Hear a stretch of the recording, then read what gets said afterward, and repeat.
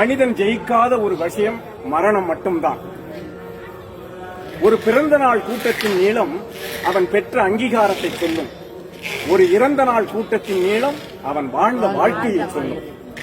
வாழ்க்கை தத்துவம் கடவுளுக்கு புரிந்தது. வாழ்க்கை தத்துவம் கடவுளுக்கு புரிந்தது. இருக்கின்ற பொழுது இல்லாத மரியாதை இல்லாத போது இருக்கிறது. மயானம் வந்தது. மயானம் வந்தது, நல்லா கவனிங்க. நேற்றைய சவத்தை நாளைய சவங்கள் சுமந்து சென்றன.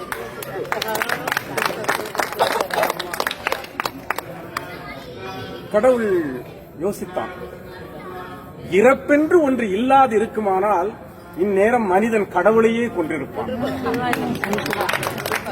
பாவம், ஆடிய மனிதர்கள் உறங்குவதற்கு செய்த ஆடாத தொட்டில்தானே மயானம்.